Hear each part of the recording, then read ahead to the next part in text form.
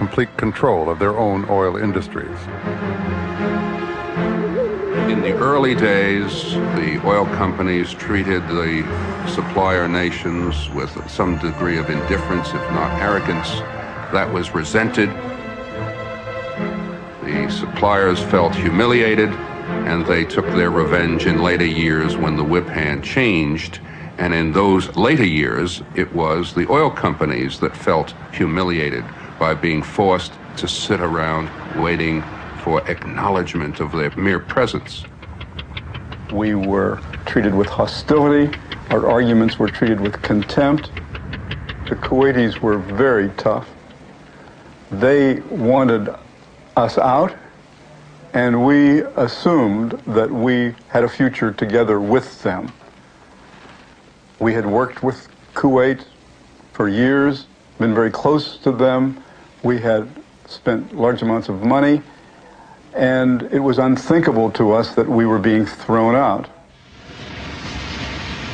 The oil companies were trying to get over the psychological barrier, as it were, of knowing that no longer do they control the oil industry in Kuwait, that this is a new era.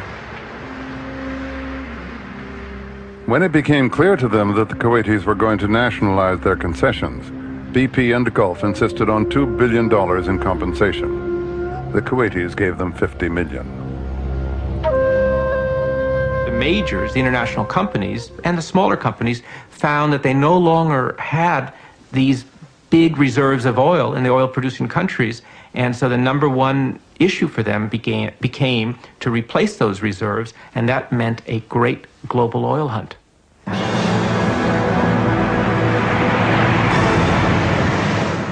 The companies intensified their search for oil under the deep, cold waters of the North Sea.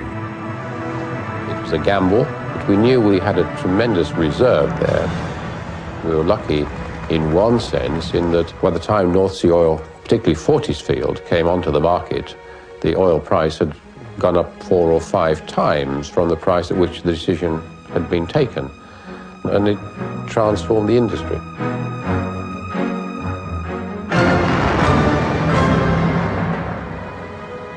Soon more oil was being produced from the North Sea than from many of the OPEC countries. Ironically, OPEC's new higher prices helped make such ventures economic.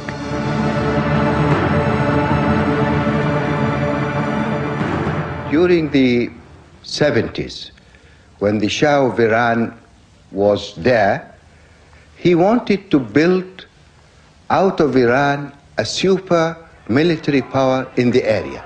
He wanted to raise the price of oil for reasons other than economical reasons.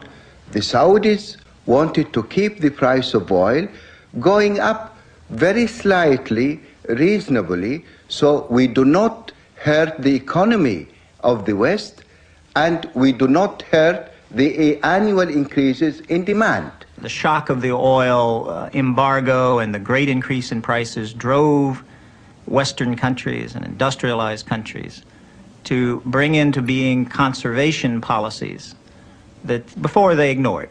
It changed the whole situation.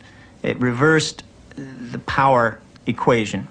And the Shah, like other rulers in the region, suddenly found himself without the kind of revenues to carry out the kind of grandiose and ambitious schemes that he saw at the beginning of the 1970s. The great increase in the price of oil, the power that oil gave, the illusion of power that the oil gave to the Shah, helped to destroy him.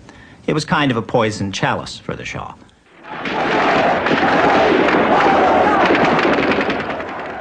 The Iranian Revolution exploded in all its fury and shook the world of oil to its foundations.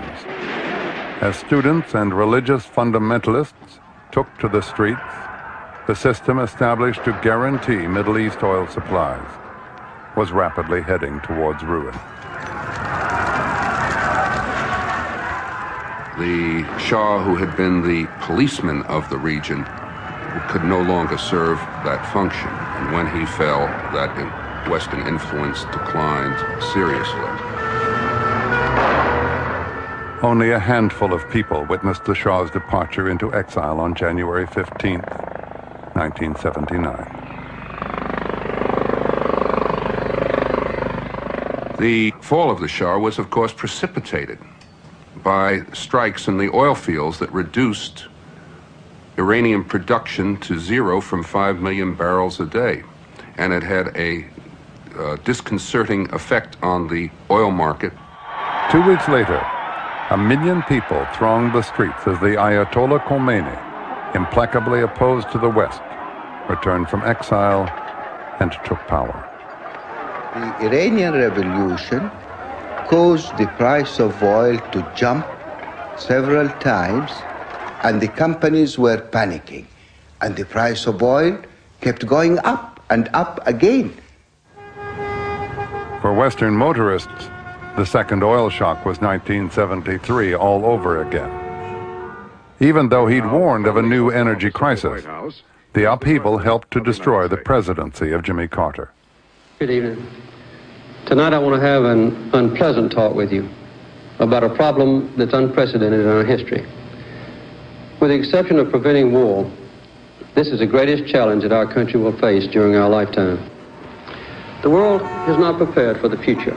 During the 1950s, people used twice as much oil as during the 1940s. I've been sitting here since 8 o'clock this morning. How about I didn't go to work yesterday because I had no gas? During the 1960s, we used twice as much as during the 1950s. And in each of those decades, more oil was consumed than in all of man's previous history combined. The oil price actually touched $40 a barrel. Everybody thought there was now a permanent shortage of oil. But of course, with 20/20 hindsight, you could look back and see that there was no shortage. There was no actual shortage. There was a panic, there was hoarding, but no shortage. But virtually no one saw that at the time.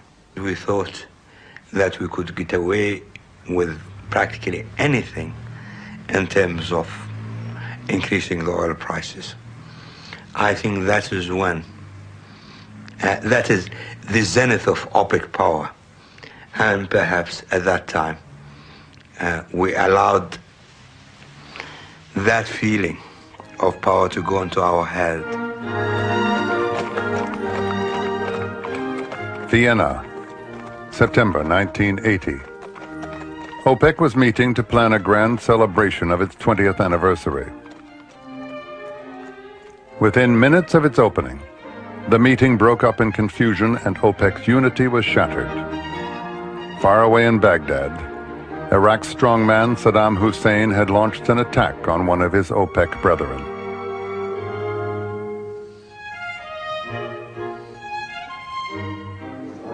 You had the feeling sitting with Saddam of being in the presence of a coiled boa constrictor who was ready to strike at any moment. But this man, very ambitious man with great designs, and with an absolute ruthlessness to carry them out, would mark Middle Eastern history very deeply. He saw in the demise of the Iranian state and in the demise of the Shah the great opportunity for the emergence of Baghdad as the dominant power in the region and as the dominant capital in the region. It was inevitable that somebody like Saddam would venture into adventures like the Iran-Iraqi war. Without warning, Saddam Hussein invaded Iran. Very much in his mind was the possibility either to control the oil fields of southwestern Iran or to destroy them, to make sure that Iran would not have the kind of power based on its oil production that Iraq would have in the future. By disrupting oil supplies from Iran and Iraq, the war distorted the world oil market and misled OPEC.